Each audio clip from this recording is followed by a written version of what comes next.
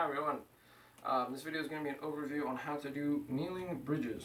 So, unlike a shoulder bridge, this is going to be done in a kneeling position with weight on your hands. If you have any kind of knee troubles, you don't like to put weight on your knees, totally right to do this on a pillow. I'm not going to, but right, you definitely 100% can. It's not going to affect this exercise at all. So, what you're going to do here is toes together, knees nice and wide. From here, abs are tight. You're going to squat down a little bit so you can put your hands on the ground behind you. Right? I have very long arms, so body positioning, it might be very different looking for you. You might have your hands way back here, maybe a little bit forward, but you want to just be in this position somewhere like this, where you're on the backs of your feet, your knees, and your hands. From here, what you're going to do is tighten the abs. Think about driving your tailbone up to the ceiling. And then down.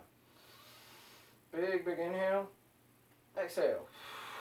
Tailbone up to the ceiling. And then down. You can have your hands backwards, out to the side.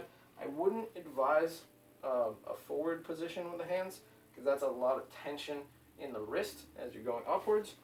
But you also do not have to be straight back if you find that uncomfortable. Also totally fine to have something for your hands if you need it.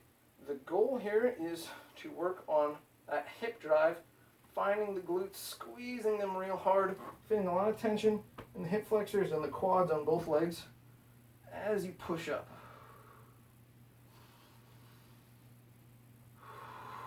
Big strong exhale.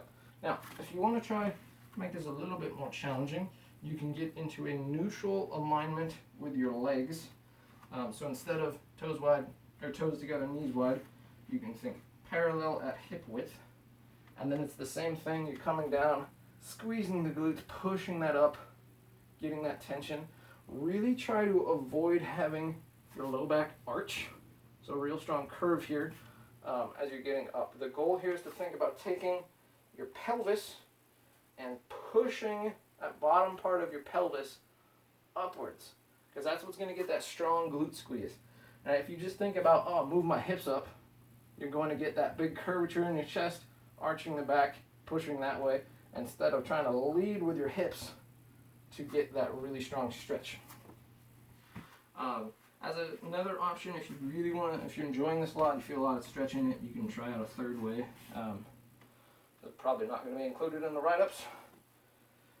Sitting up nice and tall, take your hands, put them on your heels.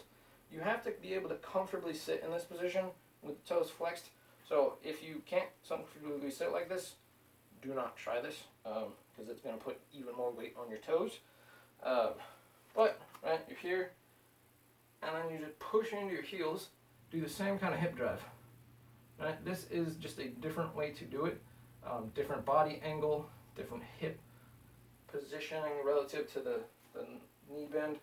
But it's also very effective, and you get that extra bit of footwork in if you want to try to make that a little bit more challenging. Whichever variation you're working on, really focus on that pelvic drive, right? It's not about trying to get your hips up for distance. It's about squeezing the squeezing the glutes, pushing your hips upwards. Not pushing your hips upwards, right? The goal is tailbone up towards the ceiling. I'm sure you'll be able to figure out internally what you think works best for you for getting that movement. Just trying to really focus. Abs tight, squeezing the butt should be good if you think about that. Cueing is a very difficult thing to do on a broad scale. Everyone thinks about moving their body a little bit differently. So try and figure out what you can focus on that works best for you if you're cueing that hip drive.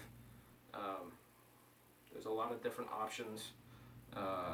Sometimes people like to think pulling the front of their pants up, tailbone tucking, squeezing the butt, right?